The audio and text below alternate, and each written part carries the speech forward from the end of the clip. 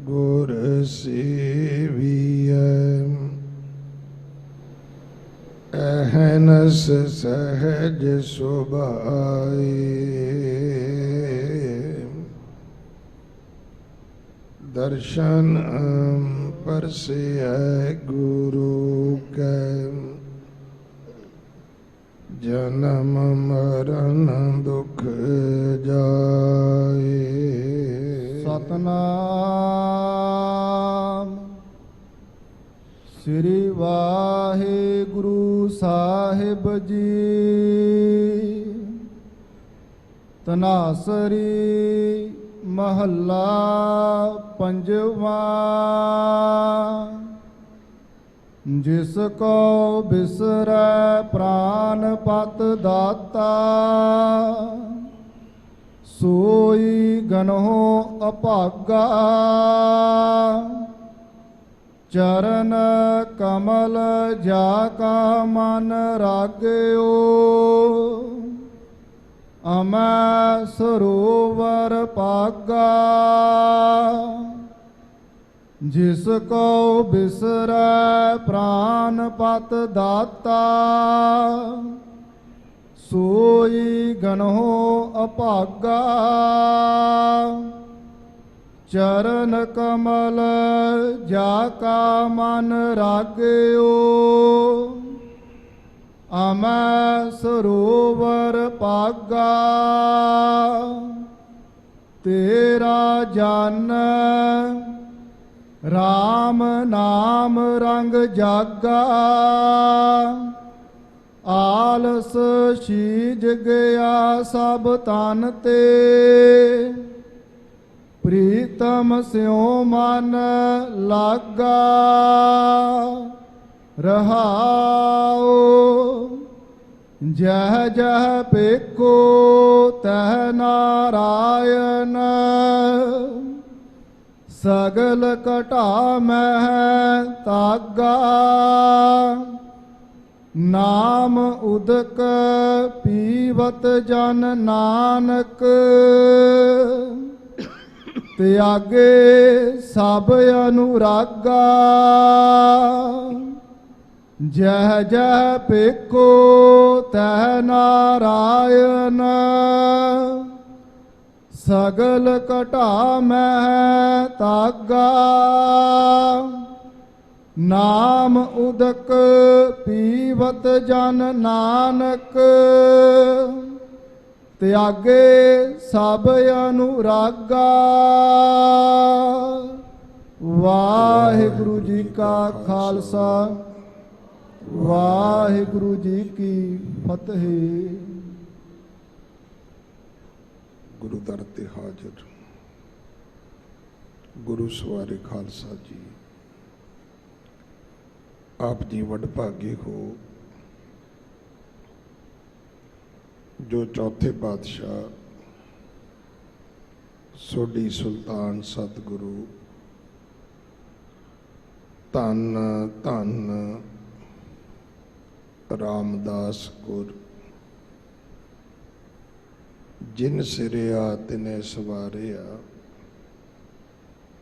पूरी होई करामात आप सिरजनहारे धारिया। सिखी अते संगति पार ब्रह्म कर नमस्कार। इन्हां अजमतां वडियाइयां दे मालिक गुरु रामदास पातशाह महाराज जी दे बख्शे हुए इस पावन स्थान श्री हरमंदर साहब श्री दरबार साहब की यात्रा करते हैं। अपने लोग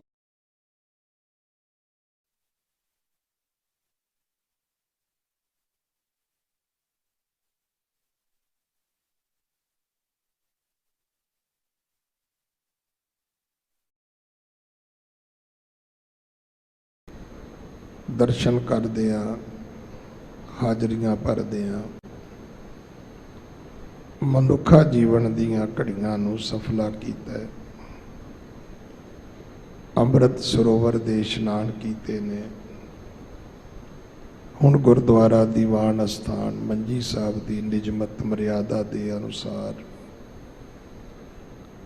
ਜੋ ਅੱਜ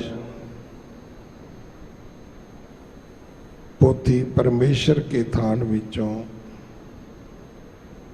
ਉਸ ਹਰੀ ਦੇ ਮੰਦਰ ਰੱਬ ਦੇ ਘਰੋਂ ਜਿਹੜੀ ਆਵਾਜ਼ ਆਈ,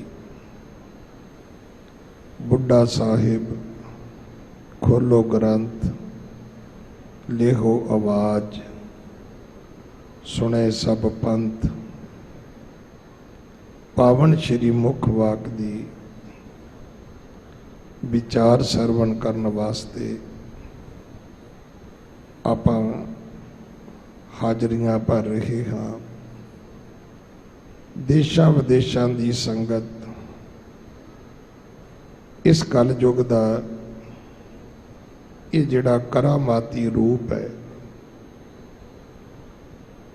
ਕਿ ਦੁਨੀਆ ਦੇ ਹਰ ਕੋਨੇ ਵਿੱਚ ਬੈਠਾ ਜਿਹੜਾ ਜਗਿਆਸੂ ਸਿੱਖ ਹੈ ਉਹ ਜੁੜ ਚੁੱਕਿਆ ਹੈ। ਜਦੋਂ ਇੱਥੋਂ ਹਾਜ਼ਰੀ ਭਰ ਕੇ ਉੱਠੀਦਾ ਹੈ, ਪਤਾ ਨਹੀਂ ਹੁੰਦਾ ਕਿਹੜੇ ਕਿਹੜੇ ਮੁਲਕ ਤੋਂ ਕੌਣ ਕੌਣ ਟੀਵੀ ਦੀ ਫੋਟੋ ਖਿੱਚ ਕੇ ਸਕਰੀਨ ਸ਼ਾਟ ਲੈ ਕੇ YouTube ਦੇ ਉਹ ਤੁਹਾਨੂੰ ਭੇਜਦਾ ਹੈ। ਇਹਦਾ ਅਰਥ ਇਹ ਹੈ ਕਲਯੁਗ ਬਹੁਤ ਮਾੜਾ ਹੈ।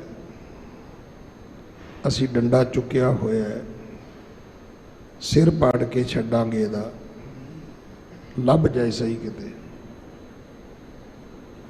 ਪਰ ਇਹਦੀਆਂ ਜਿਹੜੀਆਂ ਕਰਾਮਾਤਾਂ ਨੇ ਉਹਦੇ ਪ੍ਰਤੀ ਕਦੇ ਕਿਹਾ ਕਿ ਨਹੀਂ ਭਾਈ, ਕਲਯੁਗ ਮਾੜਾ ਨਹੀਂ ਹੈ, ਮਾੜੇ ਅਸੀਂ ਹਾਂ।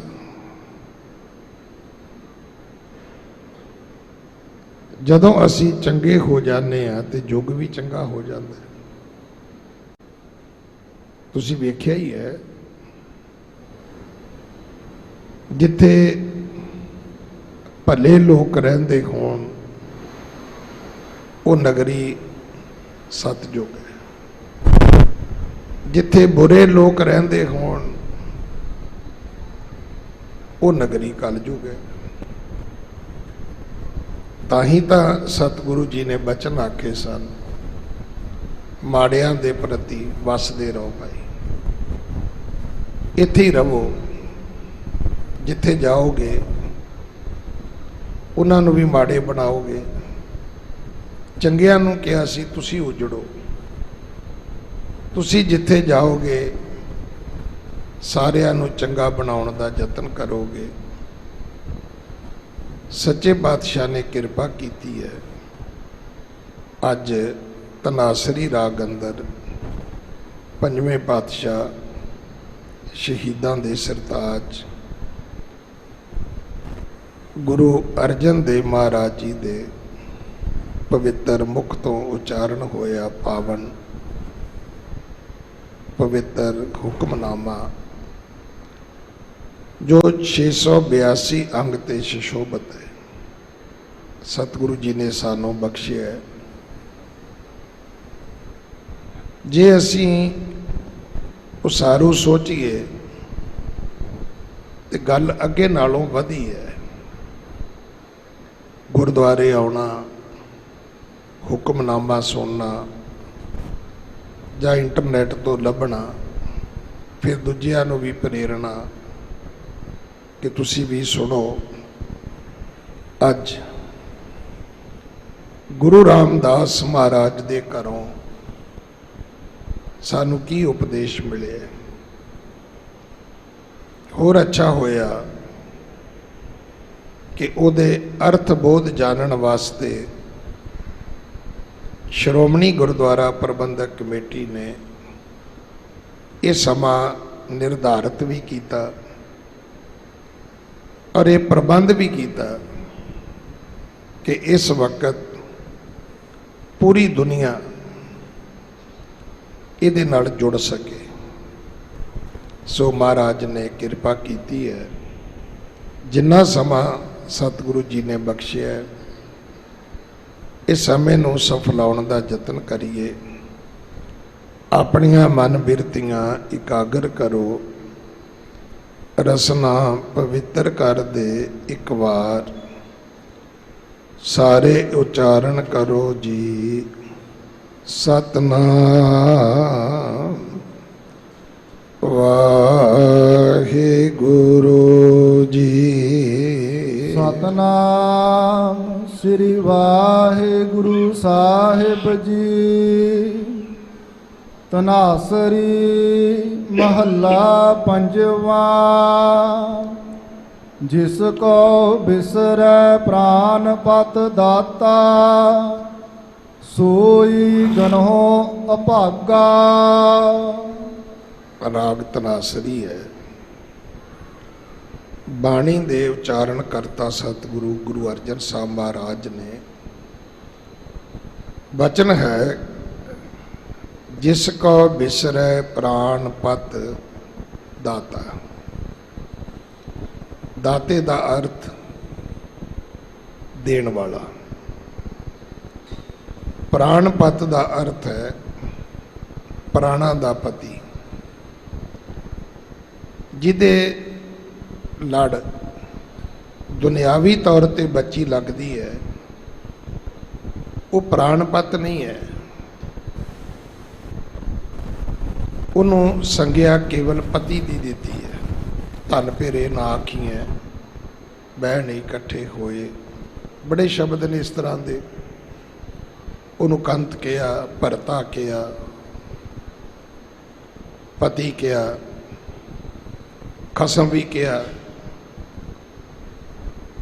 ਪਰ ਇੱਥੇ ਸਤਿਗੁਰੂ ਜਦੋਂ ਸਾਨੂੰ ਅਧਿਆਤਮਕ ਉਪਦੇਸ਼ ਦਿੰਦੇ ਨੇ ਤਾਂ ਸਮਝਾਉਂਦੇ ਨੇ ਕਿ ਬੰਦਿਆ, ਇਹ ਜਿਹੜਾ ਸਰੀਰ ਹੈ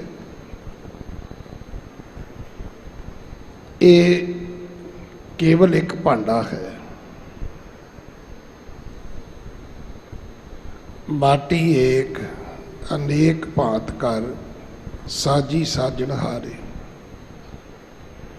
ਇੱਕ ਮਿੱਟੀ ਤੋਂ ਕਈ ਤਰ੍ਹਾਂ ਦੇ ਭਾਂਡੇ ਬਣੇ, ਸੋਹਣੇ ਵੀ ਬਣੇ, ਬਦਸੂਰਤ ਵੀ ਬਣੇ। ਪਰ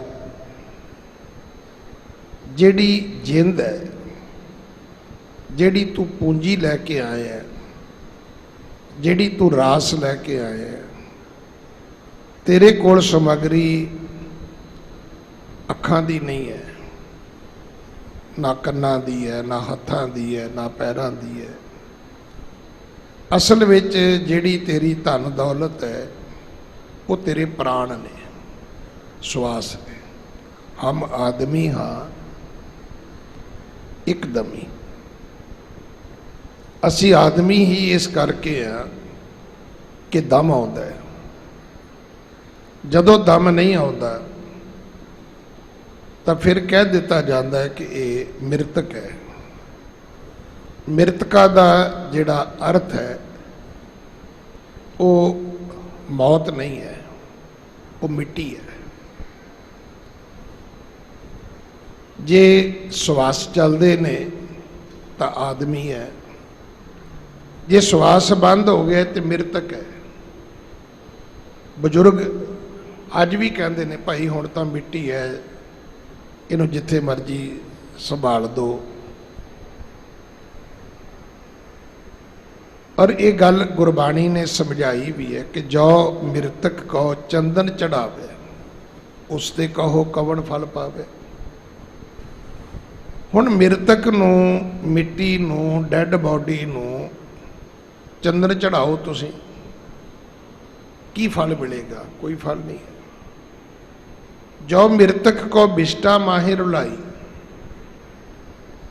ਤੇ ਜੇ ਤੁਸੀਂ ਉਹਨੂੰ ਮਰੇ ਸਰੀਰ ਨੂੰ ਗੰਦਗੀ ਵਿੱਚ ਸੁੱਟ ਦਿਓ। ਜੋ ਮ੍ਰਿਤਕ ਕੋ ਬਿਸ਼ਟਾ ਮਾਹੇ ਰੁਲਾਈ, ਤਾਂ ਸਤਿਗੁਰੂ ਬਾਣੀ ਵਿੱਚ ਕਹਿੰਦੇ ਨੇ ਤੋ ਮ੍ਰਿਤਕ ਕਾ ਕਿਆ ਘਟ ਜਾਈ। ਤਾਂ ਕੀ ਫਰਕ ਹੈ? कोई फर्क नहीं है। ये जिहड़ी दुनिया है ये जीवत लौ व्यवहार है, ये जग जिउंदियां दे मेले ने। जदों किसी प्राणी ने चले जाना है फिर ओदा किसी नाल कोई संबंध नहीं है, ना घर नाल ना परिवार नाल। अजे घर परिवार दा है कि अजे उहदी फोटो लगी हुई है, कोई आए वे पुछदा ये कौन है, ये साडे पिता जी सन, पर ओहदा कोई संबंध नहीं है।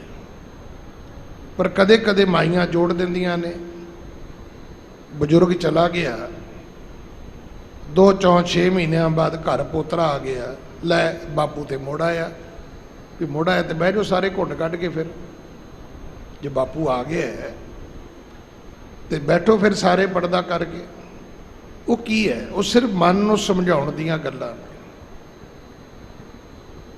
ये सिर्फ एक हासोहीना एक साडा ढंग है अपने आप नूं खुश फहमियां च रखना, अपने आप नूं गलत फहमियां दे विच पालदे रहना। सो इस करके अज हर व्यक्ति नूं पुछो, वो एक दो गल्लां तुहानूं कवेगा। कोई कहंदा जी मैं बड़ा लकी हाँ, मैं बड़ा खुशकिस्मत हाँ। कोई कहंदा जी मैं बड़ा बदकिस्मत हाँ। कोई कहंदा मैं खुशकिस्मत हाँ, कोई कहंदा मैं बदकिस्मत हाँ। कोई कहंदा मैं लकी हाँ, कोई कहंदा कि नहीं मेरे तो भाग बड़े माड़े ने।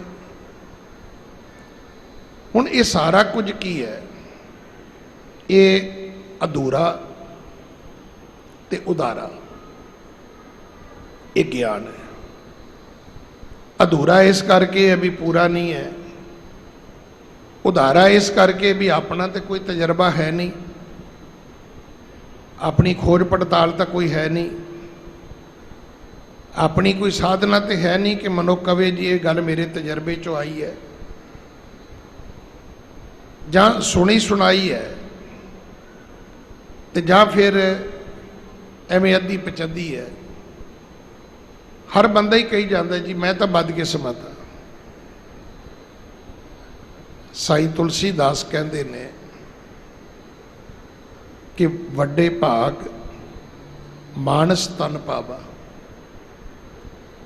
बंदिया तेरे बड़े ही वड्डे भाग ने कि तू मनुख बने है। बहुत वड्डी खुशकिस्मती है तेरी कि तैनू मनुखी जामा मिले है, क्योंकि 4 भाम 2 सिंह गुंग मुख तब कैसे गुन गई है। उठत बैठत ठेंगा पर है।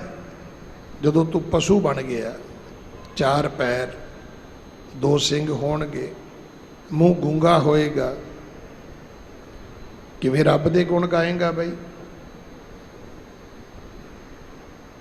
उठदियां बहंदियां जिहड़ा मालक तेनू चारा पट्ठे पाएगा वो कम वास्ते डंडा भी मारेगा। उठत बैठत ठेंगा पर है तब कत मूंड लुकोई है। उदों अपनी पूछ कित्थे लुकोएगा तू। जिन्ना चिर असी मनुखा जामे चाह ते साडा नक नहीं सूत आउंदा, पर जदों पशु बन जाइए महाराज कहते फिर पूछ ही बचती, नक तो हुंदा ही नहीं गा। टूटे नाकन फूटे कांधन कोदू को पुसकई है। नक चो अगले नकेल पा देंदे ने, गल विच पंजाली पा देंदे ने, गड्डे दा जूड़ा पा देंदे ने।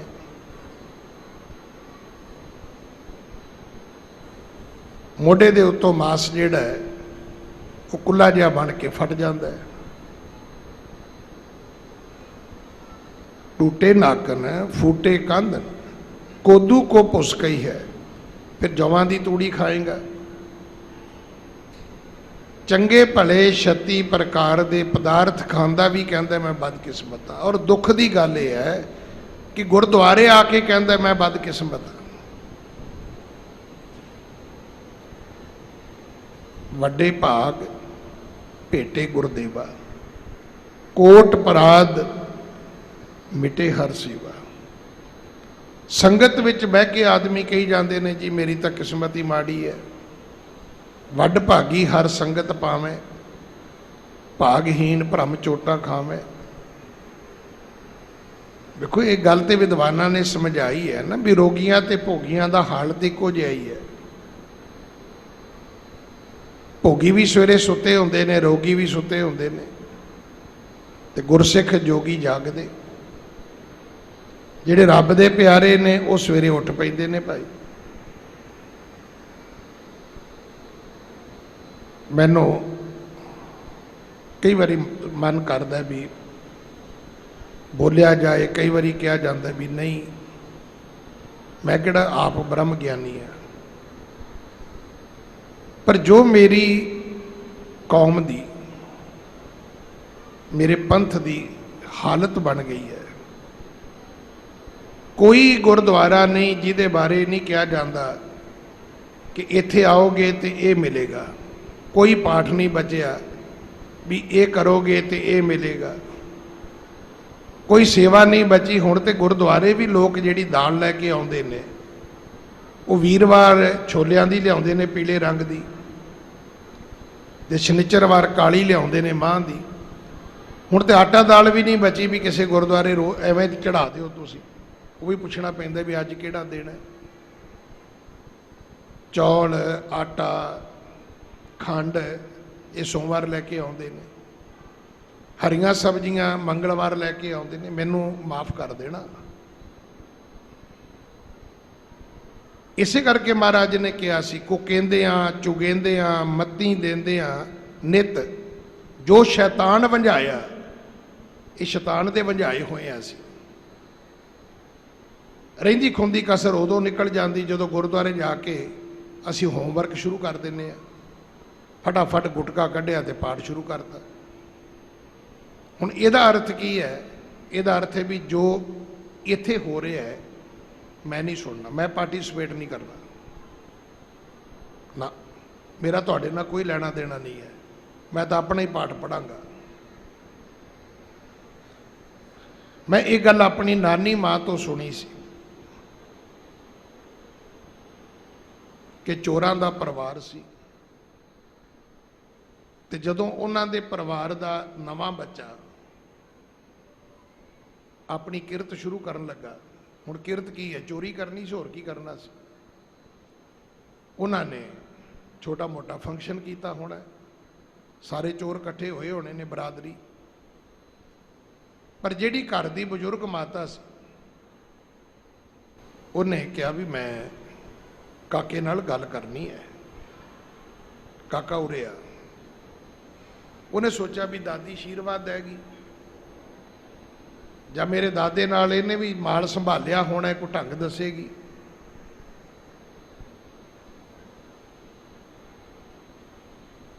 ਕਹਿਣ ਲੱਗੀ ਪੁੱਤਰ ਇਹ ਕੰਮ ਨਾ ਕਰ, ਮੈਂ ਤੇਰੇ ਪੜਦਾਦੇ ਨੂੰ ਵੀ ਵੇਖਿਆ, ਜਦੋਂ ਦੀ ਮੈਂ ਵਿਆਹੀ ਆਈ ਹਾਂ ਇਹੋ ਕੁਝ ਹੀ ਚੱਲਦਾ ਹੈ, ਪਰ ਤੂੰ ਇਹ ਕੰਮ ਨਾ ਕਰ। ਬੱਚਾ ਕਹਿੰਦਾ ਵੀ ਮਾਂ ਜੱਦੀ ਪੁਸ਼ਤੀ ਕੰਮ ਕਿਵੇਂ ਛੱਡ ਦਿਆ? ਕਹਿਣ ਲੱਗੀ ਫਿਰ ਇੱਕ ਗੱਲ ਮੇਰੀ ਮੰਨੇਗਾ, ਜੇ ਤੂੰ ਇਸੇ ਰਸਤੇ ਜਾਣਾ ਹੈ ਫਿਰ ਇੱਕ ਗੱਲ ਮੇਰੀ ਮੰਨ ਲੈ। ਪੁੱਛਿਆ ਕੀ? ਆਖਿਆ ਕਿ ਜਿੱਥੇ ਸਤਸੰਗ ਹੋਵੇ ਉੱਥੇ ਨਾ ਜਾਵੀਂ, ਜਿੱਥੇ ਸੰਗਤ ਹੋਵੇ ਨਾ ਉੱਥੇ ਨਾ ਜਾਈ।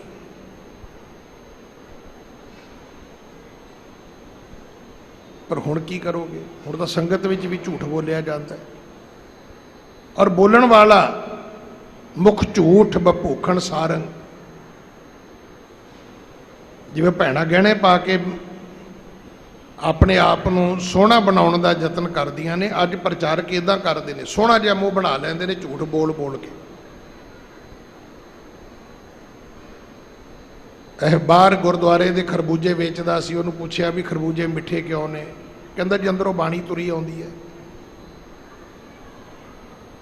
ਹੁਣ ਸਾਨੂੰ ਲੱਗਦਾ ਵੀ ਗੱਲ ਤੇ ਬੜੀ ਵੱਡੀ ਕੀਤੀ ਇਹਨੇ ਪ੍ਰਚਾਰਕ ਨੇ।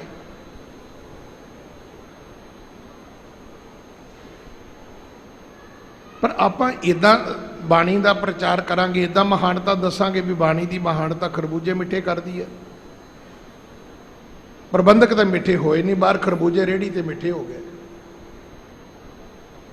ਅੰਦਰ ਜੁੱਤੀਓ ਜੁੱਤੀ, ਪੱਗੋ ਪੱਗੀ, ਚਿਮਟਿਓ ਚਿਮਟੀ, ਤੇ ਬਾਹਰ ਖਰਬੂਜਿਆਂ 'ਚ ਖੰਡ ਵੜੀ ਜਾਂਦੀ ਹੈ। ਮਤਲਬ ਕਿੱਦਾਂ ਗੁਰਬਾਣੀ ਨੂੰ ਕਿੱਦਾਂ ਤੁਸੀਂ ਦੁਨੀਆ ਦੇ ਸਾਹਮਣੇ ਰੱਖੋਗੇ? ਤੁਸੀਂ ਜਿਹੜੇ ਅੰਦਰ ਬੈਠੇ ਨੇ ਉਹ ਤਾਂ ਬਦਲੇ ਨਹੀਂ, ਅੱਜ ਦੇ ਹੀ ਬਚਨ ਨੇ ਸਾਰੇ। ਮਾਤਾ ਨੇ ਕਿਹਾ ਕਾਕਾ ਜਿੱਥੇ ਸਤਸੰਗ ਹੋਵੇ ਉੱਥੇ ਨਹੀਂ ਜਾਣਾ। ਕਹਿਣ ਲੱਗਾ ਮਾਂ ਠੀਕ ਹੈ। ਵਾਦਾ ਰਿਹਾ, ਪਰ ਚੋਰਾਂ ਦਾ ਪੁੱਤ ਪੋਤਰਾ ਸੀ, ਦਿਮਾਗ ਚੱਲ ਗਿਆ ਉਸੇ ਵੇਲੇ। ਕਹਿੰਦਾ ਬੇਬੇ ਤੇ ਜੇ ਸਤਸੰਗ ਚੋਂ ਲੰਘ ਕੇ ਕਿਸੇ ਘਰ ਵਧੀਆ ਚੋਰੀ ਹੋ ਸਕਦੀ ਹੋਵੇ, ਵਧੀਆ ਮਾਲ ਹੱਥ ਆ ਸਕਦਾ ਹੋਵੇ, ਤੇ ਫਿਰ ਵੀ ਨਹੀਂ ਜਾਣਾ। ਹੁਣ ਦਾਦੀ ਦੇ ਵੀ ਮੂੰਹ 'ਚ ਪਾਣੀ ਆਇਆ। ਹੁਣ ਉਹਨੇ ਕਿਹਾ ਵੀ ਨਹੀਂ ਪੁੱਤ ਚਲਾ ਜਾਈ, ਪਰ ਕੰਨਾਂ ਚੁੰਗਲਾਂ ਦੇ ਲਈ, ਸੁਣੀ ਕੁਛ ਨਾ। ਕਹਿਣ ਲੱਗਾ ਬਿਲਕੁਲ ਠੀਕ ਹੈ। ਅਜੇ ਉਹ ਮਾਂ ਮਰੀ ਨਹੀਂ। ਇੱਕ ਦਿਨ ਖਾਲੀ ਹੱਥ ਮੁੜ ਆਇਆ ਤਾਂ ਬਾਹਰ ਹੀ ਬੈਠੀ ਹੁੰਦੀ ਸੀ ਮੰਜੀ ਢਾਹ ਕੇ। ਉਹਨੇ ਕਿਹਾ ਵੀ ਕਿਵੇਂ, ਅੱਜ ਕੀ ਹੋਇਆ? ਦਾ ਨਹੀਂ ਲੱਗਿਆ? ਕਹਿੰਦਾ ਦਾਦੀ ਦਾ ਦੀ ਗੱਲ ਨਹੀਂ ਹੈਗੀ। ਮੈਂ ਜਦੋਂ ਜਾ ਰਿਹਾ ਸੀ ਤੇ ਰਸਤੇ ਵਿੱਚ ਸਤਸੰਗ ਹੋ ਰਿਹਾ ਸੀ, ਤੇ ਉੱਥੇ ਇਹ ਗੱਲ ਕਹੀ ਜਾ ਰਹੀ ਸੀ ਵੀ ਚੋਰ ਦੇ ਹੱਥ ਕੱਟ ਦਿੱਤੇ ਜਾਂਦੇ, ਤੇ ਮੈਂ ਡਰ ਗਿਆ। ਮੈਂ ਤਾਂ ਉੱਥੇ ਹੀ ਬਹਿ ਗਿਆ। ਤੇ ਉਹ ਕਹਿੰਦੀ ਵੀ ਇਹੋ ਗੱਲ ਤੇ ਮੈਂ ਤੈਨੂੰ ਪਹਿਲੇ ਦਿਨ ਕਹੀ ਸੀ ਵੀ ਸਤਸੰਗ 'ਚ ਕੁਝ ਨਹੀਂ ਸੁਣਨਾ। ਅੱਜ ਜਿਹੜੀ ਸਾਡੀ ਹਾਲਤ ਹੈ, ਹਰ ਜਸ ਸੁਣੇ ਨਾ ਹਰ ਗੁਣ ਗਾਵੇਂ। ਮੈਨੂੰ ਖਿਮਾ ਕਰਨਾ, ਸਵੇਰੇ 25 ਤਰ੍ਹਾਂ ਦੀ ਚਾਹ ਆਉਂਦੀ ਹੈ WhatsApp ਤੇ। ਮੇਰੇ ਖਿਆਲ 15 ਕੁ ਹੁਕਮਨਾਮੇ ਵੀ ਆਉਂਦੇ ਨੇ। ਤੇ ਅੱਜ ਤੋਂ ਬਾਅਦ ਇਹ ਗੱਲ ਨੋਟ ਕਰਿਓ ਵੀ ਜਿਹੜਾ 15 ਭੇਜੇ ਉਹਨੂੰ ਵਾਪਸ ਕਾਲ ਕਰਕੇ ਪੁੱਛੋ ਵੀ ਇਹਦੇ ਚੋਂ ਤੂੰ ਕਿੰਨੇ ਕੁ ਪੜ੍ਹੇ ਨੇ, ਕਿ 2 ਪੰਕਤੀਆਂ ਹੀ ਪੜ੍ਹੀਆਂ ਨੇ, ਕਿ ਘਰ ਪੋਥੀ ਖੋਲੀ ਹੈ, ਜਾਂ ਤੂੰ ਕੋਈ ਗੁਰਬਾਣੀ ਦੀਆਂ ਬੜੀਆਂ ਐਪ ਆ ਗਈਆਂ ਨੇ ਉਹਦੇ ਵਿੱਚੋਂ ਪੂਰਾ ਸ਼ਬਦ ਲੱਭ ਕੇ ਕਿ ਉਹਦੇ ਅਰਥ ਭਾਵ ਨੂੰ ਸਮਝਿਆ ਤੂੰ ਨਾ, ਪਿੱਛੋਂ ਆਇਆ ਅੱਗੇ ਭੇਜਦਾ।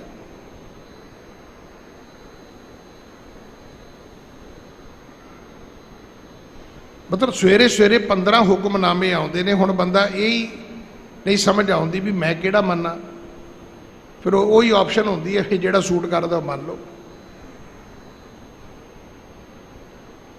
ਆਪਾਂ ਕਿੱਧਰ ਤੁਰ ਪਏ? ਸਾਰਾ ਧਰਮ ਕਮਰਸ਼ੀਅਲ ਹੋ ਗਿਆ। ਅਸੀਂ ਲੋਕਾਂ ਨੂੰ ਇਹ ਕਹੀਏ ਤੇ ਉਹ ਠੀਕ ਹੈ, ਆ ਪਾਠ ਇੰਨੇ ਦਿਨ ਕਰੋ, ਐਸ ਗੁਰਦੁਆਰੇ ਇੰਨੇ ਦਿਨ ਜਾਓ। ਜੇ ਕੋਈ ਆਦਮੀ ਲਾਲਚ ਦੇ ਕੇ ਉਹਨਾਂ ਦਾ ਧਰਮ ਤਾਂ ਬਦਲੇ ਤਾਂ ਅਸੀਂ ਡੰਡਾ ਚੁੱਕ ਲਿਆ ਵੀ ਇਹ ਤੇ ਡੰਡਾ ਮਾਰੋ ਇਹਨਾਂ ਦੇ ਸਿਰ 'ਚ।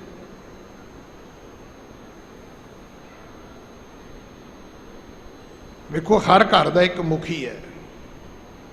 ਅਗਰ ਮੇਰੇ ਘਰ ਵਿੱਚ ਖਰਾਬੀ ਹੁੰਦੀ ਤੇ ਮੈਂ ਜ਼ਿੰਮੇਵਾਰ, ਗੁਆਂਢੀਆਂ ਦੇ ਘਰ ਵਿੱਚ ਹੁੰਦੀ ਤੇ ਗੁਆਂਢੀ ਜ਼ਿੰਮੇਵਾਰ। ਏਡੇ ਏਡੇ ਵੱਡੇ ਮਹਾਰਾਜ ਨੇ ਸਾਨੂੰ ਅਸਥਾਨ ਬਖਸ਼ੇ ਨੇ। ਆਪਾਂ ਵੋਟਾਂ ਮੰਗਣ ਜਾਂਦੇ ਹਾਂ ਲੋਕਾਂ ਦੇ ਘਰਾਂ 'ਚ, ਕਦੇ ਸਿੱਖੀ ਮੰਗਣ ਗਏ ਆ? ਰਾਜਨੀਤਿਕ ਬੰਦੇ ਵੋਟਾਂ ਮੰਗਣ ਜਾਂਦੇ ਨੇ, ਬਾਬੇ ਮਾਇਆ ਮੰਗਣ ਜਾਂਦੇ ਨੇ, ਸਿੱਖੀ ਮੰਗਣ ਕੌਣ ਜਾਂਦਾ ਹੈ? ਕੋਈ ਬਿਆਬਾ ਸਾਨੂੰ ਦੱਸ ਦਿਓ ਵੀ ਉਹ ਫਲਾਣੇ ਦੇ ਘਰ ਗਿਆ ਤਾਂ ਉਹਨੇ ਕਿਹਾ ਜੀ ਮੈਂ ਇੱਕ ਹਫ਼ਤਾ ਰੋਜ਼ ਆਵਾਂਗਾ, ਮੈਨੂੰ ਪਰਿਵਾਰ 'ਚ ਇੱਕ ਜੀ ਅੰਮ੍ਰਿਤਧਾਰੀ ਚਾਹੀਦਾ ਹੈ। ਅਸੀਂ ਕਹਿੰਦੇ ਜੀ ਆ 5 ਬੋਰੀਆਂ ਨੇ ਕਣਕ ਦੀਆਂ ਭਰ ਦਿਓ, ਤੁਸੀਂ ਭਾਵੇਂ ਭੱਠੀ ਲਾ ਕੇ ਪੀਓ, ਕਿਉਂਕਿ ਭਲਾ ਤੇ ਤੁਹਾਡਾ ਹੋ ਹੀ ਜਾਣਾ, ਕਣਕ ਅਸੀਂ ਲੈ ਚੱਲੇ ਆ। ਜਦੋਂ ਗਾਂਹ ਜਾਓਗੇ ਜਾਂਦਿਆਂ ਨੂੰ ਉੱਥੇ ਆਟਾ ਪੱਕਿਆ ਹੋਏਗਾ, ਤੰਦੂਰ ਤਪੇ ਹੋਣਗੇ, ਔਰ ਉੱਥੇ ਵੀ ਇਹੀ ਲਾਲਚ, ਅੱਗੇ ਸਵਰਗ ਹੈ ਜੀ, ਉੱਥੇ ਅੰਗੂਰਾਂ ਦੀ ਸ਼ਰਾਬ ਹੋਏਗੀ ਜੀ। ਕਈ ਤੇ ਇਸ ਕਰਕੇ ਮਰਨ ਨੂੰ ਤਿਆਰ ਤੁਰੇ ਫਿਰਦੇ ਨੇ ਵੀ ਚੱਲੀਏ, ਇੱਥੇ ਤਾਂ ਘਰ ਦੀ ਗੱਡੀ ਨਹੀਂ ਮਿਲਦੀ, ਉੱਥੇ ਤਾਂ ਅੰਗੂਰਾਂ ਦੀ ਹੋਏਗੀ। ਆਪਾਂ ਕਿਸ ਧਰਮ ਦੀਆਂ ਗੱਲਾਂ ਕਰਦੇ ਆ? ਬੜੀ ਚੜ੍ਹਦੀ ਕਲਾ ਹੈ, ਬੜੀ ਚੜ੍ਹਦੀ ਕਲਾ। ਮੈਂ ਫਿਰ ਬੇਨਤੀ ਕਰਾਂ, ਸਿਰਫ ਪੈਸੇ ਕਰਕੇ ਹੈ, ਨਾ ਇੱਜ਼ਤ ਕਰਕੇ ਹੈ, ਨਾ ਧਰਮ ਕਰਕੇ ਹੈ, ਨਾ ਆਪਣੇ ਸਮਾਜ ਕਰਕੇ ਹੈ। ਅੱਜ ਸਾਡੀ ਚੜ੍ਹਦੀ ਕਲਾ ਨਹੀਂ ਹੈ, ਕੌਮੀ ਤੌਰ ਤੇ ਵੀ ਨਹੀਂ ਹੈ, ਕੌਮੀ ਤੌਰ ਤੇ ਵੀ ਨਹੀਂ ਹੈ। ਇੱਕ ਵਕਤ ਕਿ ਦੁਨੀਆ ਤੁਹਾਡੇ ਤੇ ਵਿਸ਼ਵਾਸ ਕਰੇ। ਮੈਨੂੰ ਖੁਦ ਇਰਾਨੀ ਸਾਹਿਬ ਨੇ ਸੀਸਗੰਜ ਸਾਹਿਬ ਆ ਕੇ ਦੱਸਿਆ, ਕਹਿੰਦੇ ਇਹ ਈਰਾਨ ਦਾ ਕਾਨੂੰਨ ਹੈ, ਇਹ ਗੱਲ ਹੋਏਗੀ ਮੇਰੇ ਖਿਆਲ 25 ਸਾਲ ਪੁਰਾਣੀ, ਕਿ ਕੋਈ ਆ ਕੇ ਸਿੱਖ ਗਵਾਹੀ ਦੇ ਦੇ ਕਿਸੇ ਦੀ ਵੀ ਇਹ ਬੰਦਾ ਨਿਰਦੋਸ਼ ਹੈ, ਤੇ ਈਰਾਨ ਦੇ ਵਿੱਚ ਉਹ ਬੰਦੇ ਨੂੰ ਛੱਡ ਦਿੱਤਾ ਜਾਂਦਾ ਹੈ। ਤੇ ਅੱਜ ਪਹਿਲੀ ਗੱਲ ਤੇ ਪ੍ਰਚਾਰਕ ਖੁਦ ਝੂਠ ਬੋਲਦੇ ਨੇ, ਦੂਜੀ ਗੱਲ ਫਿਰ ਉਹ ਇਹ ਵੀ ਦੱਸਦੇ ਨੇ ਵੀ ਜੇ ਝੂਠ ਬੋਲਿਆ ਜਾਏ ਤੇ 5 ਵਾਰੀ ਵਾਹਿਗੁਰੂ ਕਹੋ ਤੇ ਮਾਫ ਹੋ ਜਾਂਦਾ ਹੈ। ਇਸੇ ਗੱਲ ਤੋਂ ਤਾਂ ਰੋਕਿਆ ਸੀ ਮਹਾਰਾਜ ਨੇ ਕਿ ਪਾਪ ਕਰੇ ਪੰਚਾਂ ਕੇ ਬਾਸਰੇ, ਤੀਰਥ ਨਹਾਏ ਕਹੇ ਸਭ ਉਤਰੇ, ਬਹੁਰ ਕਮਾਵੇਂ ਹੋਏ ਨਿਸ਼ੰਕ, ਜੰਮਪੁਰ ਬਾਂਧ ਖਰੇ ਕਲੰਕ। 5 ਵਕਾਰਾਂ ਵਿੱਚ ਪਾਪ ਕਰਦਾ ਹੈ, ਤੀਰਥਾਂ ਤੇ ਜਾ ਕੇ ਧੋ ਲੈਣਾ ਹੈ, ਜਦੋਂ ਵਾਪਸ ਮੁੜਦਾ ਹੈ ਤੇ ਫਿਰ ਤੂੰ ਕਹਿੰਦਾ ਵੀ ਹੁਣ ਤੇ ਮੈਨੂੰ ਰਸਤਾ ਪਤਾ ਲੱਗ ਗਿਆ, ਹੁਣ ਤੇ ਮੈਨੂੰ ਪਤਾ ਲੱਗ ਗਿਆ ਪਾਪ ਇਦਾਂ ਕਰੀਦੇ ਨੇ, ਧੋਈ ਦੇ ਇਦਾਂ ਨੇ। ਤੇ ਅੱਗੋਂ ਫਿਰ ਬੰਦਾ ਬਿਲਕੁਲ ਹੀ ਬੇਫਿਕਰ ਹੋ ਜਾਂਦਾ, ਕਹਿੰਦਾ ਵੀ ਦੱਬ ਕੇ ਕਰੋ ਬਈ, ਧੋਣ ਦਾ ਮੈਨੂੰ ਪਤਾ ਕਿੱਥੇ ਜਾ ਕੇ ਧੋਣੇ ਤੇ। ਸੱਚੇ ਪਾਤਸ਼ਾਹ ਮਹਾਰਾਜ ਕਹਿੰਦੇ ਨੇ ਤੇਰੇ ਪ੍ਰਾਣਾਂ ਦਾ ਪਤੀ ਵਾਹਿਗੁਰੂ ਹੈ, ਉਹ ਤੈਨੂੰ ਜਾਵੇ ਭੁੱਲ ਤਾਂ ਤੂੰ ਬਦਕਿਸਮਤ ਹੈ। ਪਰ ਕਿਸੇ ਦੀ ਕਾਰ ਵੇਖ ਕੇ ਇਹ ਤਾਂ ਲੱਕੀ ਹੈ ਜੀ, ਕਿਸੇ ਦਾ ਪਲਾਟ ਵੇਖ ਕੇ ਇਹ ਤਾਂ ਲੱਕੀ ਹੈ ਜੀ। ਜਿਵੇਂ ਆਪਾਂ ਕਰਦੇ ਹੀ ਹਾਂ, ਧੀ ਪੈਦਾ ਹੋ ਜਾਏ, ਮੇਰੀ ਆਪਣੀ ਸ਼੍ਰੇਣੀ 'ਚ 12 ਸਾਲਾਂ ਬਾਅਦ ਧੀ ਹੋਈ, ਮੈਂ, ਮੇਰਾ ਪਰਿਵਾਰ, ਮੇਰੀ ਸਿੰਘਣੀ, ਅਸੀਂ ਬੜਾ ਮੂੰਹ ਬਣਾ ਕੇ ਗਏ ਵੀ ਜਾ ਕੇ ਵਧਾਈ ਦੇਣੀ ਹੈ। ਅੱਗੇ ਜਾਂਦਿਆਂ ਨੂੰ ਸਿਰ ਸੁੱਟ ਕੇ ਬੈਠੇ, 12 ਸਾਲਾਂ ਬਾਅਦ ਵੀ ਕੁੜੀ ਆਈ ਹੈ। ਮਤਲਬ ਮੁੰਡਾ ਸਾਰੀ ਦਾੜੀ ਪੱਟ ਦੇਵੇ ਤਾਂ ਵੀ ਚੰਗਾ ਹੈ, ਤੇ ਧੀ, ਹਾਲਾਂਕਿ ਮੈਂ ਇਸ ਅੰਧ ਵਿਸ਼ਵਾਸ ਦਾ ਉਪਾਸ਼ਕ ਨਹੀਂ ਆ, ਪਰ ਡੋਲੀ ਵਿੱਚ ਤੁਰੀ ਜਾਂਦੀ ਵੀ ਚੌਲ ਪਾ ਕੇ ਥਾਲੀ ਪਰਾਤ ਵਿੱਚ, ਤੇ ਦੋਵਾਂ ਹੱਥਾਂ ਨਾਲ ਪਿਛਾਂ ਸੁੱਟੇ ਵੀ ਮੇਰੇ ਬਾਬਲ ਦਾ ਘਰ ਵਸਦਾ ਰਵੇ, ਤੋ ਤਾਂ ਵੀ ਮਾੜੀ ਹੈ। ਪੁੱਤ ਚੰਗਾ ਹੈ, ਧੀ ਤਾਂ ਵੀ ਮਾੜੀ ਹੈ। ਉਹ ਸਹੁਰੇ ਜਾ ਕੇ ਵੀ ਸੁੱਖ ਤੁਹਾਡੀ ਮੰਗਦੀ ਹੈ, ਉਹ ਤਾਂ ਵੀ ਮਾੜੀ ਹੈ। ਇਹ ਘਰ ਬੈਠਾ ਵੀ ਤੁਹਾਨੂੰ ਕਹਿੰਦਾ ਵੀ ਤੂੰ ਜਾ ਪਰਾਂ ਗੁਰਦੁਆਰੇ ਜਾ ਮਾਰ ਕੇ, ਤੇ ਬੁੱਢਿਆ ਕਿਉਂ ਸਵੇਰੇ ਉੱਠ ਕੇ ਜਾਣ ਖਾਧੀ ਹੈ, ਪੁੱਤ ਫਿਰ ਵੀ ਚੰਗਾ ਹੈ। ਪ੍ਰਾਣਾਂ ਦਾ ਪਤੀ ਵਾਹਿਗੁਰੂ ਹੈ, ਇਹ ਜ਼ਰੂਰ ਚੇਤਾ ਰੱਖਣਾ। ਸੋਈ ਦਿਵਸ ਸੁਹਾਵੜਾ, ਜਿਤ ਪ੍ਰਭ ਆਵੈ ਚਿਤ। ਉਹ ਦਿਨ ਤੁਹਾਡਾ ਖੁਸ਼ਕਿਸਮਤ ਵਾਲਾ ਦਿਨ ਹੈ, ਜਿੱਦਣ ਸਵੇਰੇ ਉੱਠੇ ਤੇ ਤੁਸੀਂ ਵਾਹਿਗੁਰੂ ਕਿਹਾ, ਪਾਠ ਕੀਤਾ। ਵਾਰ ਜਾਈ ਉਸ ਵੇਲਾ ਸੁਹਾਵੀ, ਜਿਤ ਤੁਮਰੇ ਦੁਆਰੇ ਆਇਆ। ਜਿੱਦਣ ਗੁਰੂ ਦੇ ਦਰ ਤੇ ਚਲੇ ਗਏ, ਸਮਝ ਲੈਣਾ ਵੀ ਅੱਜ ਵਰਗਾ ਦਿਨ ਕੋਈ ਨਹੀਂ ਹੈਗਾ, ਅੱਜ ਵਰਗਾ ਸੁਭਾਗਾ ਦਿਨ ਕਿਤੇ ਨਹੀਂ ਹੈਗਾ। ਪਹਿਲੀ ਗੱਲ, ਮਨੁੱਖ ਹੋਣਾ। ਕਈ ਜਨਮ ਭੈ ਕੀਟ ਪਤੰਗਾ, ਕਈ ਜਨਮ ਗਜ ਮੀਨ ਕੁਰੰਗਾ, ਕਈ ਜਨਮ ਪੰਖੀ ਸਰਪ ਹੋਇਓ, ਕਈ ਜਨਮ ਹੈਵਰ ਬ੍ਰਿਖ ਜੋਇਓ। ਤੇ ਮਿਲ ਜਗਦੀਸ਼ ਮਿਲਣ ਕੀ ਬਰੀਆ, ਚਿਰੰਕਾਲ ਇਹ ਦੇ ਸਜਰੀਆ। ਤੈਨੂੰ ਧਨ ਦੌਲਤ ਇਕੱਠੀ ਕਰਨ ਲਈ ਸਰੀਰ ਨਹੀਂ ਮਿਲਿਆ। ਇਹ ਤੇ ਨਿਰਵਾਹ ਸੀਗਾ। ਐਡੀ ਖੁਸ਼ਕਿਸਮਤੀ ਸਿੱਖਾਂ ਦੀ ਹੈ ਕਿ ਦੌਲਤ ਗੁਜਰਾਨ ਹੈ। ਨਾ ਤੁਹਾਨੂੰ ਕੱਪੜੇ ਛੱਡਣ ਦੀ ਲੋੜ, ਨਾ ਗੱਡੀਆਂ, ਨਾ ਘਰ, ਨਾ ਕੋਠੀਆਂ। ਸਤਿਗੁਰ ਕੀ ਐਸੀ ਵਡਿਆਈ, ਪੁੱਤਰ ਕਲੱਤਰ ਵਿੱਚ ਗੱਤ ਪਾਈ। ਇਹ ਗੁਰੂ ਦੀ ਵਡਿਆਈ ਹੈ। ਘਰ ਬੈਠਿਆਂ ਮੁਕਤੀ ਮਿਲੇਗੀ ਤੁਹਾਨੂੰ। ਜਿਸ ਪਰਮਾਤਮਾ ਨੇ ਪ੍ਰਾਣ ਦਿੱਤੇ ਨੇ, ਜਿੰਦ ਦਿੱਤੀ ਹੈ, ਸਵਾਸ ਦਿੱਤੇ ਨੇ, ਜਿਨ੍ਹਾਂ ਕਰਕੇ ਹਮ ਆਦਮੀ ਹਾਂ ਇੱਕਦਮੀ, ਉਹੀ ਰੱਬ ਭੁੱਲ ਗਿਆ। ਸਾਰੀਆਂ ਹੀ ਗੱਲਾਂ ਚੇਤੇ ਨੇ ਸਾਨੂੰ, ਖਾਣਾ ਪੀਣਾ, ਹੱਸਣਾ ਸੌਣਾ, ਤੇ ਵਿਸਰ ਗਿਆ ਹੈ ਮਰਨਾ। ਜਿਨੇ ਭੇਜਿਆ, ਜਦੋਂ ਉਹਦੇ ਕੋਲੇ ਵਾਪਸ ਜਾਣ ਦੀ ਗੱਲ ਆਉਂਦੀ ਹੈ ਤੇ ਸਾਨੂੰ ਉਹ ਪਰਮਾਤਮਾ ਭੁੱਲਿਆ ਹੋਇਆ। ਗੁਰੂ ਅਰਜਨ ਦੇਵ ਪਿਤਾ ਮਹਾਰਾਜ ਸਮਝਾਉਂਦੇ ਨੇ, ਜਿਸ ਕੋ ਬਿਸਰੈ ਪ੍ਰਾਨ ਪਤ ਦਾਤਾ ਸੋਈ ਗਣੋ ਅਭਾਗਾ। ਉਹ ਬਦਕਿਸਮਤ ਹੈ ਜਿਹਨੂੰ ਰੱਬ ਚੇਤੇ ਨਹੀਂ, ਜਿਹੜਾ ਰੱਬ ਦੇ ਘਰ ਨਹੀਂ ਜਾਂਦਾ, ਜਿਹੜਾ ਰੱਬ ਦੀ ਬਾਣੀ ਨਹੀਂ ਪੜ੍ਹਦਾ, ਜਿਹੜਾ ਰੱਬ ਦਾ ਧੰਨਵਾਦ ਨਹੀਂ ਕਰਦਾ, ਜਿਹਦਾ ਜੀਵਨ ਵਿੱਚ ਪਰਮਾਤਮਾ ਨਾਲ ਕੋਈ ਮਿਲਾਪ ਨਹੀਂ, ਉਹ ਬਦਕਿਸਮਤ ਹੈ। ਪਰ ਜਿਹੜੇ ਤੁਸੀਂ ਰੱਬ ਦੇ ਦਰ ਆਉਂਦੇ ਹੋ, ਇਸ਼ਨਾਨ ਕਰਦੇ ਹੋ, ਪਾਠ ਕਰਦੇ ਹੋ, ਗੁਰਦੁਆਰੇ ਆਉਂਦੇ ਹੋ, ਪਰ ਗੱਲ ਸਿਰਫ ਇੰਨੀ ਵੀ ਅਸੀਂ ਲੋਕਾਂ ਦੀਆਂ ਚੀਜ਼ਾਂ ਨਾਲ ਆਪਣੀ ਕਿਸਮਤ ਨੂੰ ਤੋਲਦੇ ਹਾਂ, ਨਹੀਂ। ਸਾਨੂੰ ਗੁਰੂ ਦੀ ਕਿਰਪਾ ਦੇ ਨਾਲ ਆਪਣੇ ਕਰਮਾਂ ਨੂੰ ਤੋਲਣਾ ਚਾਹੀਦਾ ਹੈ ਕਿ ਮਾਲਕ ਦੀ ਕਿਰਪਾ ਕਿਹਦੇ ਤੇ ਹੈ। ਗੁਰ ਕਿਰਪਾ ਜਿਹ ਨਰ ਕੋ ਕੀਨੀ ਤੇ ਇਹ ਜੁਗਤ ਪਛਾਨੀ, ਨਾਨਕ ਲੀਨ ਭਇਓ ਗੋਬਿੰਦ ਸਿਓ ਜੋ ਪਾਨੀ ਸੰਗ ਪਾਨੀ। ਸ਼ੁਰੂ ਕਿੱਥੋਂ ਹੋਇਆ? ਜੋ ਨਰ ਦੁੱਖ ਮੈਂ ਦੁੱਖ ਨਹੀਂ ਮਾਨੈ। ਦੁੱਖ ਹੈ ਪਰ ਬੰਦਾ ਦੁਖੀ ਨਹੀਂ ਹੈ। ਸੁਖ ਸਨੇ ਸੁਖ ਹੈ, ਲਾਲਚ ਕੋਈ ਨਹੀਂ ਹੈ, ਪਿਆਰ ਕੋਈ ਨਹੀਂ ਹੈ। ਦਰਜੋਧਨ ਵਾਲੀ ਗੱਲ ਨਹੀਂ ਕਿ ਜਿਹੜਾ ਘਰ ਆਵੇ, ਆਹ ਮੇਰਾ ਹਾਥੀ ਹੈ ਜੀ, ਆਹ ਮੇਰਾ ਘੋੜਾ ਹੈ ਜੀ, ਇਹ ਮੈਂ ਉਸ ਦੇਸ਼ ਤੋਂ ਮੰਗਾਇਆ ਹੈ ਜੀ, ਆਹ ਨਵਾਂ ਬਾਥਰੂਮ ਬਣਾਇਆ ਜੀ, ਆਹ ਜਿਹੜੀ ਸੀਟ ਹੈ ਜੀ ਇਹ ਇੰਨੇ ਪੈਸਿਆਂ ਦੀ ਆਈ ਹੈ ਜੀ। ਵੇਖਿਆ ਮੈਂ ਕਿਸੇ ਦੇ ਘਰ ਜਾਓ, ਆਓ ਜੀ ਗਿਆਨੀ ਜੀ ਤੁਹਾਨੂੰ ਘਰ ਵਿਖਾਈਏ, ਤੇ ਸ਼ੁਰੂ ਬਾਥਰੂਮ ਤੋਂ ਕਰਨਗੇ, ਤੇ ਬਾਥਰੂਮ 'ਚ ਵੀ ਸੀਟ ਤੋਂ ਹੀ ਸ਼ੁਰੂ ਹੋਣਗੇ ਵੀ ਇਹ ਤਾਂ ਜੀ 50,000 ਦੀ ਹੈ। ਲੈ ਦੱਸੋ। ਤੇ ਜੇ ਕਿਤੇ ਰੱਬ ਦੇ ਪਿਆਰਿਆਂ ਦੇ ਘਰ ਜਾਂਦੇ ਤਾਂ ਉਹਨਾਂ ਕਹਿਣਾ ਜੀ ਉੱਤੇ ਬਾਬਾ ਜੀ ਦਾ ਪ੍ਰਕਾਸ਼ ਹੈ, ਤੇ ਆਪਾਂ ਗਿਆਨੀ ਜੀ ਉੱਥੇ ਅਰਦਾਸ ਹੀ ਕਰ ਲਈਏ, 2 ਮਿੰਟ ਉੱਥੇ ਤੁਸੀਂ ਕੋਈ ਸਾਨੂੰ ਬਚਨ ਹੀ ਸੁਣਾ ਦਿਓ।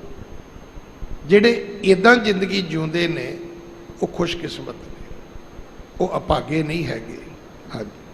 ਚਰਨ ਕਮਲ ਜਾ ਕਾ ਮਨ ਰਾਗਿਓ, ਅਮੈ ਸਰੋਵਰ ਪਾਗਾ। ਜਿਨ੍ਹਾਂ ਦਾ ਮਨ ਗੁਰੂ ਦੇ ਕਮਲ ਰੂਪੀ ਚਰਨਾਂ ਦੇ ਨਾਲ ਜੁੜ ਗਿਆ, ਉਹਨਾਂ ਨੂੰ ਤਾਂ ਇਹ ਸਮਝ ਲਓ ਵੀ ਅੰਮ੍ਰਿਤ ਸਰੋਵਰ ਮਿਲ ਗਿਆ। ਉੱਤੇ ਰੋਜ਼ ਅੰਮ੍ਰਿਤ ਸਰੋਵਰ ਦੇ ਵਿੱਚ ਨਾਮ ਜਲ ਵਿੱਚ ਚੁੱਭੀਆਂ ਲਾਉਂਦੇ ਨੇ ਬੰਦੇ, ਜਿਨ੍ਹਾਂ ਦਾ ਮਨ ਗੁਰੂ ਨਾਲ ਜੁੜਿਆ। ਸਤਿਗੁਰਾਂ ਨੇ ਇਹੀ ਕਿਹਾ ਸੀਗਾ। ਜੋਗੀ ਕਹਿੰਦੇ ਜੀ ਅਸੀਂ ਹਾਟੀ ਬਾਟੀ ਰਹੇ ਨਰਾਲੇ, ਰੂਖ ਬਿਰਖ ਉਦਿਆਨੇ, ਕੰਧ ਮੂਲ ਆਹਾਰੋ ਖਾਈਐ। ਉਦੋਂ ਬੋਲਿਆ ਗਿਆਨੇ, ਸੱਚੇ ਪਾਤਸ਼ਾਹ ਨੇ ਕਿਹਾ ਸੀ ਨਹੀਂ ਭਾਈ, ਇਹ ਠੀਕ ਨਹੀਂ ਹੈ। ਜੇ ਤੁਸੀਂ ਜ਼ਿੰਦਗੀ ਸਹੀ ਜਿਉਣੀ ਹੈ ਤਾਂ ਫਿਰ ਜੈਸੇ ਜਲ ਮੈਂ ਕਮਲ ਨਿਰਾਲਮ, ਮੁਰਗਾਈ ਨਿਸ਼ਾਨ, ਸ਼ਬਦ ਸੁਰਤ ਭਵ ਸਾਗਰ ਤਰੀਐ। ਉਦੋਂ ਬੋਲਿਆ ਗਿਆਨੇ।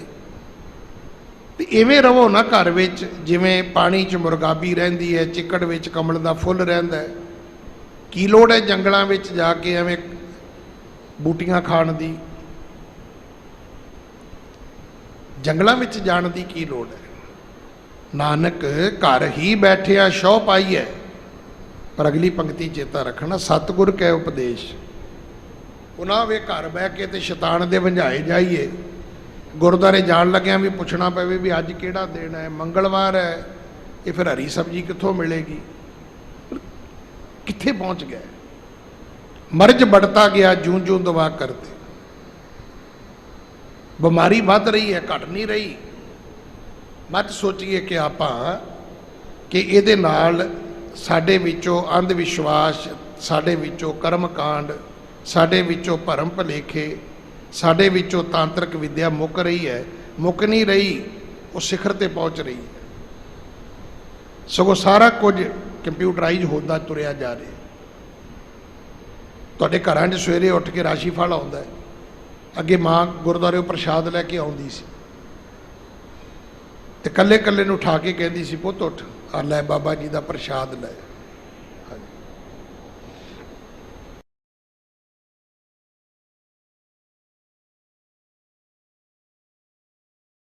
ਗੁਰੂ ਅਰਜਨ ਦੇਵ ਪਿਤਾ ਮਹਾਰਾਜ ਉਪਦੇਸ਼ ਕਰਕੇ ਸਮਝਾਉਂਦੇ ਨੇ, ਪਰਮਾਤਮਾ ਜਿਹੜਾ ਤੇਰਾ ਜਨ ਹੈ, ਤੇਰਾ ਸੇਵਕ ਹੈ, ਉਹ ਰਾਮ ਦੇ ਨਾਮ ਵਿੱਚ ਰੰਗਿਆ ਹੋਇਆ, ਭਰਿਆ ਹੋਇਆ ਜਾਗਦਾ ਰਹਿੰਦਾ ਹੈ, ਅਵਿਦਿਆ ਦੀ ਨੀਂਦਰ ਵਿੱਚ ਨਹੀਂ ਸੌਂਦਾ। ਹਾਂਜੀ। ਆਲਸ ਸੀਜ ਗਿਆ ਸਭ ਤਨ ਤੇ, ਪ੍ਰੀਤਮ ਸਿਉ ਮਨ ਲਾਗਾ। ਸਗੋਂ ਆਲਸ ਛੀਜ ਗਿਆ ਸਭ ਤਨ ਤੇ। ਅਸੀਂ ਨਹੀਂ ਕਹਿੰਦੇ ਵੀ ਆ ਕੱਪੜਾ ਛਿੱਜ ਗਿਆ ਹੈ। ਆਲਸ ਤੁਹਾਡੀ ਜ਼ਿੰਦਗੀ ਚੋਂ ਛਿੱਜ ਜਾਏਗਾ, ਨਿਕਲ ਜਾਏਗਾ ਜਦੋਂ ਤੁਸੀਂ ਪ੍ਰੀਤਮ ਸਿਓ ਮਨ ਲਾਗਾ। ਜਦੋਂ ਤੁਹਾਡਾ ਮਨ ਪਰਮਾਤਮਾ ਨਾਲ ਜੁੜੇਗਾ, ਪ੍ਰਾਣਾਂ ਦੇ ਪਤੀ ਨਾਲ ਜੁੜੇਗਾ, ਆਪਣੇ ਪਿਆਰੇ ਨਾਲ ਜੁੜੇਗਾ। ਅਸੀਂ ਇਹ ਹੀ ਨਿਸ਼ਾਨਦੇਹੀ ਨਹੀਂ ਕਰ ਪਾ ਰਹੇ ਵੀ ਘਰ ਦੇ ਵਿੱਚ ਸਭ ਤੋਂ ਮੇਰਾ ਆਪਣਾ ਕੌਣ ਹੈ। ਸਤਿਗੁਰਾਂ ਤੇ ਦੱਸਿਆ ਸੀ ਕਿ ਭਾਈ ਸੋ ਦੇ ਨਾਮਨ ਲਾਗਾ, ਮਾਤ ਪਿਤਾ ਭਾਈ ਸੁਤ ਬਣਤਾ, ਕਹੋ ਕਹੂ ਹੈ ਕਾਕਾ। ਕੋਈ ਨਹੀਂ ਹੈ। ਇਹ ਤੇ ਪੂਰਬਲੇ ਜਨਮਾਂ ਦੇ ਕਰਮਾਂ ਦਾ ਇੱਕ ਸੰਯੋਗ ਹੈ। ਇਹ ਕੁਨਬਾ ਇਕੱਠਾ ਹੋਇਆ ਹੈ, ਪਰਿਵਾਰ ਇਕੱਠਾ ਹੋਇਆ ਹੈ। ਠੀਕ ਹੈ, ਜਿੰਨਾ ਚਿਰ ਰੱਬ ਨੇ ਸੰਯੋਗ ਬਣਾਇਆ ਹੈ ਸਾਨੂੰ ਰਹਿਣਾ ਚਾਹੀਦਾ, ਪਰ ਇਹ ਪਤਾ ਹੋਣਾ ਚਾਹੀਦਾ ਕਿ ਅਸਲ ਵਿੱਚ ਜੇ ਮਾਰਗ ਇਹ ਜਾਤ ਅਕੇਲਾ, ਤਹ ਹਰ ਨਾਮ ਸੰਗ ਹੋਤ ਸੁਹੇਲਾ। ਜਿੱਥੇ ਜਾਣਾ ਹੈ ਉੱਥੇ ਸਿਰਫ ਕੇਵਲ ਤੇ ਕੇਵਲ ਪਰਮਾਤਮਾ ਹੈ। ਰਹਾਉ ਜਹ ਜਹ ਪੇਖੋ ਤਹ ਨਾਰਾਇਣ, ਸਗਲ ਘਟਾ ਮਹਿ ਤਾਗਾ। ਇਸ ਭਗਤੀ ਨੇ, ਇਸ ਅਵਸਥਾ ਨੇ, ਇਸ ਕਮਾਈ ਨੇ ਇੱਕ ਕਿਰਪਾ ਕਰ ਦਿੱਤੀ ਹੈ ਕਿ ਮੈਂ ਜਿੱਥੇ ਵੀ ਵੇਖਦਾ ਮੈਨੂੰ ਇੱਕ ਨਾਰਾਇਣ ਨਜ਼ਰ ਆਉਂਦਾ ਹੈ। ਜਿਵੇਂ ਹਰ ਮਾਲਾ ਦੇ ਵਿੱਚ ਇੱਕ ਧਾਗਾ ਹੁੰਦਾ ਹੈ, ਜਿਵੇਂ ਹਰ ਮਾਲਾ ਵਿੱਚ ਇੱਕ ਧਾਗਾ ਹੁੰਦਾ। ਜਿੰਨੇ ਰੱਬ ਨੇ ਮੋਤੀ ਪੈਦਾ ਕੀਤੇ ਨੇ ਉਹ ਸਾਰੇ ਸਗਲ ਸਮਗਰੀ ਤੁਮਰੇ ਸੂਤਰ ਧਾਰੀ। ਸੂਤਰ ਜਿਹੜੇ ਮਿਸਤਰੀ ਨੇ ਉਹਨਾਂ ਨੂੰ ਪੁੱਛ ਲੈਣਾ, ਉਹ ਵੀ ਧਾਗਾ ਹੀ ਹੁੰਦਾ। ਜਿਹੜੇ ਸੀਮਟ ਦਾ ਕੰਮ ਕਰਦੇ ਨੇ, ਚਨਾਈ ਦਾ ਕੰਮ ਕਰਦੇ ਨੇ, ਮਕਾਨ ਬਣਾਉਣ ਦਾ ਕੰਮ ਕਰਦੇ ਨੇ, ਤੇ ਪਹਿਲਾਂ ਹੀ ਕਿਹਾ ਜਾਂਦਾ ਸੀ ਵੀ ਭਾਈ ਮਿਸਤਰੀ ਨੂੰ ਕਹੋ ਸੂਤਰ ਕੱਢੇ, ਉਹ ਵੀ ਧਾਗਾ ਹੀ ਹੁੰਦਾ।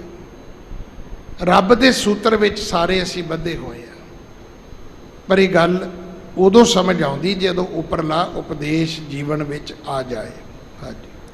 ਨਾਮ ਉਦਕ ਪੀਵਤ ਜਨ ਨਾਨਕ, ਤਿਆਗੇ ਸਭ ਅਨੁਰਾਗਾ। ਜਿਸ ਵਿਅਕਤੀ ਤੇ ਗੁਰੂ ਕਿਰਪਾ ਕਰਦਾ ਹੈ ਉਹਨੂੰ ਸਮਝ ਆ ਜਾਂਦੀ ਹੈ ਕਿ ਜਿੰਨੇ ਸੰਸਾਰ ਦੇ ਮੋਤੀ ਨੇ, ਜਿੰਨੇ ਜੀਵ ਨੇ, ਸਾਰਿਆਂ ਦੇ ਵਿੱਚ ਪ੍ਰਾਣ ਤਾਂ ਪਰਮੇਸ਼ਰ ਦੇ ਨੇ, ਧਾਗਾ ਤੇ ਉਹਦਾ ਹੀ ਹੈ। ਉਸੇ ਧਾਗੇ ਨਾਲ ਹੀ ਸਾਰੀ ਦੁਨੀਆ ਜੁੜੀ ਹੋਈ ਹੈ। ਤਾਂ ਫਿਰ ਕੀ ਹੈ? ਨਾਮ ਉਦਕ ਪੀਵਤ ਜਨ ਨਾਨਕ। ਨਾਮ ਕਹਿੰਦੇ ਨੇ ਸਿਫਤ ਸਲਾਹ ਨੂੰ, ਉਦਕ ਕਹਿੰਦੇ ਨੇ ਪਾਣੀ ਨੂੰ, ਜਲ ਨੂੰ। ਪੀਵਤ ਇਹ ਪੀਣ ਦੀ ਕਿਰਿਆ ਹੈ। ਫਿਰ ਕੀ ਹੋਏਗਾ? ਗੁਰੂ ਪੰਜਵੇਂ ਪਾਤਸ਼ਾਹ ਵੱਡੇ ਸਤਿਗੁਰਾਂ ਦਾ ਨਾਮ ਦਰਜ ਕਰਕੇ ਕਹਿੰਦੇ ਨੇ ਕਿ ਮੈਂ ਦਾਸ ਨਾਨਕ ਉਸ ਪ੍ਰਭੂ ਪਰਮਾਤਮਾ ਦੇ ਨਾਮ ਦਾ ਜਲ ਪੀਵਾਂਗਾ। ਤੇ ਫਿਰ ਕੀ ਹੋਏਗਾ? ਤਿਆਗੈ ਸਭ ਅਨੁਰਾਗਾ। ਜਿੰਨੇ ਅਨੁਰਾਗ ਨੇ, ਮੋਹ ਮਮਤਾ ਦੇ ਰਿਸ਼ਤੇ ਨੇ, ਫਾਈਆਂ ਨੇ, ਤੰਦਾਂ ਨੇ, ਇਹ ਕੱਟ ਜਾਣਗੀਆਂ। ਵੇਖੋ, ਸਾਨੂੰ ਜਿਉਣਾ ਆਉਣਾ ਚਾਹੀਦਾ। ਗੁਰੂ ਨਾਨਕ ਸਾਹਿਬ ਤੋਂ ਸਿੱਖ ਲਈਏ, ਮਤਲਬ ਅਸੀਂ ਇੱਕ ਪੱਖ ਦੱਸਿਆ ਕਿ ਭਾਈ ਮਰਦਾਨਾ ਨਾਲ ਰਿਹਾ ਤੇ ਉਹਦੀ ਭੁੱਖ ਹੀ ਨਹੀਂ ਮਿਟੀ। ਪਤਾ ਨਹੀਂ ਕਿਉਂ ਇਦਾਂ ਪੇਸ਼ ਕੀਤਾ ਸੀ ਉਸ ਗੁਰੂ ਕੇ ਬਖਸ਼ੇ ਹੋਏ ਭਾਈ ਮਰਦਾਨੇ ਨੂੰ, ਜਿਹਦੇ ਨਾਮ ਤੋਂ ਬਾਣੀ ਗੁਰੂ ਗ੍ਰੰਥ ਸਾਹਿਬ 'ਚ ਦਰਜ ਹੈ। ਜਾਂ ਫਿਰ ਦਰਜੇ ਕੀਤਾ ਵੀ ਉਹ ਤਾਂ ਜੀ ਪਿਤਾ ਦੇ ਆਖੇ ਹੀ ਨਹੀਂ ਲੱਗੇ। ਪਰ ਜਦੋਂ ਤੁਸੀਂ ਸਾਰੀ ਸਟੱਡੀ ਕਰੋਗੇ, ਪੜ੍ਹੋਗੇ, ਫਿਰ ਪਤਾ ਲੱਗੇਗਾ ਕਿ 14 ਸਾਲ ਗੁਰੂ ਨਾਨਕ ਸਾਹਿਬ ਘਰ ਰਹੇ। ਤੁਸੀਂ ਦੱਸੋ ਵੀ 14 ਸਾਲ ਬੱਚਾ ਘਰ ਰੱਖਦੇ ਹੋ ਤੁਸੀਂ? ਜਿਹੜਾ ਬੱਚਾ 10ਵੀਂ ਕਰ ਜਾਂਦਾ, ਤੁਸੀਂ ਕੈਨੇਡਾ ਐਮਬੈਸੀ ਪਹੁੰਚ ਜਾਂਦੇ ਵੀ ਸਾਡਾ ਕਾਕਾ ਲੈ ਜਾਓ ਜੀ, ਸਾਹ ਨਹੀਂ ਆਉਂਦਾ ਸਾਨੂੰ, ਪਰ ਤੁਸੀਂ ਘਰੋਂ ਕੱਢ ਦਿਓ ਤੇ ਠੀਕ ਹੈ। ਤੇ ਜੇ ਪਿਤਾ ਜੀ ਕਹਿਣ ਵੀ ਨਾਨਕੀ ਲੈ ਜਾ, ਇਹਨੂੰ ਕੰਮ ਤੇ ਲਾ, ਤੇ ਉਹ ਮਾੜੇ ਨੇ। 17 ਸਾਲ ਉਹ ਕਿਰਤ ਕਰਨ। 17 ਸਾਲ ਫੌਜੀ ਦੀ ਨੌਕਰੀ ਹੁੰਦੀ ਹੈ, ਆਰਮੀ ਦੀ। 17 ਸਾਲ ਉਹ ਆਪਣੇ ਪਰਿਵਾਰ ਵਿੱਚ ਰਹਿਣ ਤੋਂ ਅਜੇ ਵੀ ਮਾਤਾ ਸੁਲੱਖਣੀ ਨੂੰ ਜੀ ਪਿਆਰ ਹੀ ਨਹੀਂ ਕਰਦੇ ਸੀ ਜੀ, ਉਹਨਾਂ ਦੀ ਤਾਂ ਮੋਹ ਮਮਤਾ ਹੀ ਨਹੀਂ ਸੀਗੀ। 21 ਸਾਲ ਉਹਨਾਂ ਨੇ ਧਰਮ ਪ੍ਰਚਾਰ ਕੀਤਾ। ਤੁਸੀਂ ਦੱਸ ਦਿਓ ਕਿੰਨੇ ਮਹੀਨੇ ਕੀਤਾ? ਗੁਰਪੁਰਬ ਵਾਲੇ ਦਿਨ ਜਾ ਕੇ ਦੇਗਚੇ 'ਚ ਦੁੱਧ ਪਾਉਣਾ, ਇਹ ਸਾਡਾ ਧਰਮ ਕਰਮ ਹੈ। 18 ਸਾਲ ਮੁੜ ਕੇ ਖੇਤੀ ਕੀਤੀ ਹੈ। 18 ਤੇ 17 35 ਸਾਲ ਕਿਰਤ ਕੀਤੀ। ਜਿਸ ਗੁਰੂ ਨਾਨਕ ਨੇ 35 ਸਾਲ ਕੰਮ ਕੀਤਾ ਹੈ, ਅੱਜ ਬਦਕਿਸਮਤੀ ਮੇਰੀ ਕੌਮ ਦੀ ਕਿ ਹਰ ਬੰਦਾ ਕਹਿੰਦਾ ਜੀ ਵਿਹਲੇ ਰਹਿੰਦੇ ਆ। ਇਹ ਚੇਤਾ ਰੱਖਣਾ, ਤੂੰ ਗੁਰੂ ਨਾਨਕ ਦਾ ਸਿੱਖ ਨਹੀਂ ਹੋ ਸਕਦਾ ਜੇ ਤੂੰ ਵਿਹਲੜ ਹੈ। ਗੁਰੂ ਨਾਨਕ ਦਾ ਸਿੱਖ ਨਹੀਂ, ਕਿਸੇ ਜੋਗੀ ਦਾ ਚੇਲਾ ਤੇ ਹੋ ਸਕਦਾ ਤੂੰ। ਗੁਰੂ ਨਾਨਕ ਦਾ ਸਿੱਖ ਹੋਇਆ ਜਿਹੜਾ ਕਿਰਤ ਕਰਦਾ ਹੈ। ਤੁਹਾਡੇ ਗੁਰੂ ਨੇ ਕਿਰਤ ਕੀਤੀ ਹੈ ਔਰ ਕਰਕੇ ਤੁਹਾਨੂੰ ਦੱਸੀ ਹੈ। 17 ਸਾਲ ਮੋਦੀਖਾਨਾ ਚਲਾਇਆ। ਸਾਡੀ ਗਲਤੀ ਕੀ ਹੈ? ਬਾਬੇ ਨਾਨਕ ਨੇ ਜੀ 1 ਤੋਲਿਆ, 2 ਤੋਲੇ, 3 ਤੋਲੇ, 4, 5, 6, 7, 8, 9, 10, 11, 12, 13, ਫਿਰ 13, 13, 13, ਬਸ 17 ਸਾਲ ਪੂਰੇ ਕਰਤੇ। ਕਿੱਦਾਂ ਦੀ ਕੌਮ ਹੈ? 17 ਸਾਲ 13 13 ਹੀ ਤੋਲਤਾ, ਉਦੋਂ ਅੱਗੇ ਤੁਰੇ ਹੀ ਨਹੀਂ। 17 ਸਾਲ ਸੱਚੇ ਪਾਤਸ਼ਾਹ ਨੇ ਮੋਦੀਖਾਨਾ ਚਲਾਇਆ ਹੈ। ਬੜਾ ਲੰਬਾ ਸਮਾਂ ਸਤਿਗੁਰੂ ਆਪਣੇ ਪਰਿਵਾਰ ਵਿੱਚ ਰਹੇ ਨੇ। ਤੁਸੀਂ ਦੱਸ ਦਿਓ, ਅੱਜ ਤੁਸੀਂ ਲੜਕੀ ਵਿਆਹ ਕੇ ਲਿਆਉਨੇ ਹੋ, ਸਵੇਰੇ ਤੁਹਾਨੂੰ ਆਬੂ ਧਾਬੀ ਚੜੀ ਹੁੰਦੀ ਹੈ, ਉਹ ਤੁਹਾਡੇ ਭਾਗਾਂ ਨੂੰ ਇੱਥੇ ਰੋਈ ਜਾਂਦੀ ਹੈ, ਤੇ ਤੁਸੀਂ ਬਾਹਰ ਜਾ ਕੇ ਉੱਥੇ ਖੱਟਣ ਕਮਾਉਣ ਤੁਰੇ ਹੋ। ਤੇ ਗੱਲਾਂ ਤੁਸੀਂ ਉਸ ਬਾਬੇ ਨਾਨਕ ਨੂੰ ਕਰਦੇ ਹੋ ਜਿਹੜੇ 17 ਸਾਲ ਆਪਣੇ ਪਰਿਵਾਰ ਵਿੱਚ ਰਹੇ ਨੇ, ਜਿਨ੍ਹਾਂ ਨੇ 18 ਸਾਲ ਖੇਤੀ ਕੀਤੀ ਹੈ। ਤੁਸੀਂ ਰੋਜ਼ ਆ ਕੇ ਕਹਿੰਦੇ ਜੀ ਵਿਹਲੇ ਰਹਿੰਦੇ ਆ ਜੀ। ਕਿਹੜੇ ਮੂੰਹ ਨਾਲ ਕਹਿੰਦੇ? ਕਿਹੜੇ ਗੁਰੂ ਨੂੰ ਕਹਿੰਦੇ ਹੋ ਤੁਸੀਂ? ਉਸ ਗੁਰੂ ਨੂੰ ਕਹੋ ਜਿਹੜਾ ਸੁਆਹ ਮਲ ਕੇ ਕਿਤੇ ਬਾਹਰ ਪਿਆ ਹੋਵੇ ਹੱਡਾ ਰੋੜੀ 'ਚ। ਆਪਣੇ ਕਿਰਤੀ ਗੁਰੂ ਨੂੰ ਕਦੇ ਨਾ ਆ ਕੇ ਕਹਿਣਾ। ਤੁਹਾਡੇ ਗੁਰੂ ਦਾ ਪਹਿਲਾ ਹੁਕਮ ਹੈ ਕਿਰਤ ਕਰਨੀ, ਦੂਜਾ ਹੈ ਨਾਮ ਜਪਣਾ, ਤੀਜਾ ਹੈ ਵੰਡ ਛਕਣਾ। ਜਿਹੜਾ ਇਸ ਅਸੂਲਾਂ ਨੂੰ ਮੰਨੇਗਾ, ਸਾਰੀ ਦੁਨੀਆ ਤੁਹਾਡੇ ਮਗਰ ਤੁਰੇਗੀ। ਜਦੋਂ ਤੁਸੀਂ ਆਪਣੇ ਇਹ 3 ਸਿਧਾਂਤ ਲੈ ਕੇ ਚੱਲੋਗੇ, ਇਹਨੇ ਸ਼ਬਦ ਪ੍ਰਵਾਨ ਕਰਨਾ, ਭੁੱਲਾਂ ਮੇਰੀਆਂ ਨੇ ਖਿਮਾ ਕਰ ਦੇਣੀਆਂ। ਉਪਦੇਸ਼ ਸਤਿਗੁਰੂ ਜੀ ਦਾ ਹੈ, ਆਪਣੇ ਪੱਲੇ ਬੰਨ੍ਹ ਲੈਣਾ। ਸੱਚੇ ਪਾਤਸ਼ਾਹ ਜੀ ਦਾ ਕੋਟਾਨ ਕੋਟ ਸ਼ੁਕਰ, ਜਿਨ੍ਹਾਂ ਨੇ ਕਿਰਪਾ ਕੀਤੀ, ਆਪਣੀ ਗੋਦ ਵਿੱਚ ਬਿਠਾ ਕੇ 2 ਸ਼ਬਦ ਬੋਲਣ ਦੀ ਦਾਤ ਬਖਸ਼ੀ ਹੈ। ਆਪ ਸੰਗਤ ਦਾ ਧੰਨਵਾਦ। ਸਮੂਹ ਪ੍ਰਬੰਧਕ ਸੇਵਾਦਾਰਾਂ ਦਾ, ਸਿੰਘ ਸਾਹਿਬ, ਗਿਆਨੀ ਜਗਤਾਰ ਸਿੰਘ ਜੀ, ਹੈੱਡ ਗ੍ਰੰਥੀ ਸਾਹਿਬ, ਸ਼੍ਰੀ ਹਰਿਮੰਦਰ ਸਾਹਿਬ ਦਰਬਾਰ ਸਾਹਿਬ ਜੀ ਦਾ ਧੰਨਵਾਦ, ਜੋ ਸਮਾਂ ਵੰਡ ਕਰਦੇ ਆ ਆਪ ਜੀ ਦੇ ਦਰਸ਼ਨ ਕਰਵਾਉਂਦੇ ਨੇ। ਸੱਚੇ ਪਾਤਸ਼ਾਹ ਉਹਨਾਂ ਨੂੰ ਸਿਹਤ ਜਾਬੀ ਦੇਣ, ਆਪਣੇ ਦਰ ਘਰ ਦੀ ਸੇਵਾ ਲੈਣ। ਆਓ ਫਤਿਹ ਬੁਲਾਉਣ ਤੋਂ ਪਹਿਲਾਂ ਜੋ ਸ਼ਬਦ ਦੀਆਂ 2 ਅੰਤਲੀਆਂ ਪੰਕਤੀਆਂ ਨੇ, ਉਸ ਦਾ ਪਾਠ ਸਰਵਣ ਕਰੀਏ। ਹਾਂਜੀ। ਜਹ ਜਹ ਪੇਕੋ ਤਹ ਨਾਰਾਇਣ, ਸਗਲ ਘਟਾ ਮਹਿ ਤਾਗਾ। ਨਾਮ ਉਦਕ ਪੀਵਤ ਜਨ ਨਾਨਕ, ਤਿਆਗੇ ਸਭ ਅਨੁਰਾਗਾ। ਵਾਹਿਗੁਰੂ ਜੀ ਕਾ ਖਾਲਸਾ, ਵਾਹਿਗੁਰੂ ਜੀ ਕੀ ਫਤਿਹ।